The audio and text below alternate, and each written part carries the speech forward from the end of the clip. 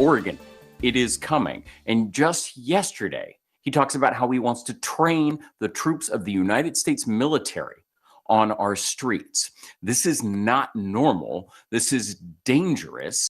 I told Pete we should use some of these dangerous cities as training grounds for our military. First, the city of Portland is bracing for a National Guard deployment as President Trump warns of more military deployments in U.S. cities. Thanks for joining us. I'm Tim Gordon. And I'm Stephanie Domerat. Now, here's what we know so far. The Department of Homeland Security says 6 people were arrested last night at the ICE facility. Officials confirmed 200 Oregon National Guard troops have been called up with a directive to protect federal facilities and support law enforcement in Portland. Now, the state attorney general's office is suing to stop this from happening. A hearing in federal court is set for 10 a.m. on Friday. We did just learn from Governor Tina Kotek today the mission will cost roughly $10 million in total in federal tax dollars, according to the Oregon Military Department. While the timeline on the troops and when they will arrive at those buildings is unclear, Senator Jeff Merkley says they will receive training on the Oregon coast before being deployed in Portland. And this morning, President Trump posted on Truth Social saying, quote, "The National Guard is now in place in Oregon. However, we can tell you we have not seen troops arriving around that ICE facility located near Portland's south waterfront." And that location is where we find our reporter Kyle Aboshi. Kyle, what are things looking like out there right now? Things are relatively quiet outside the ICE facility here in Portland this afternoon. A small number of peaceful demonstrators, maybe 5 or 6. No sign of federal agents. This as the Oregon National Guard prepares for training in advance of deployment.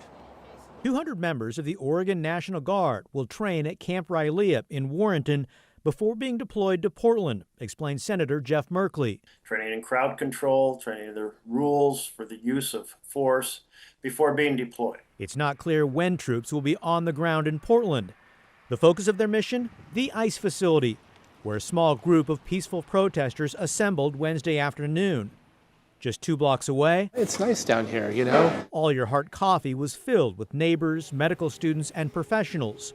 Shop owner Chris Johnson. It feels to me like the narrative isn't accurate when you hear that the city's on fire. The ICE facility sits in southwest Portland, away from the downtown core, in an area not so easy to access.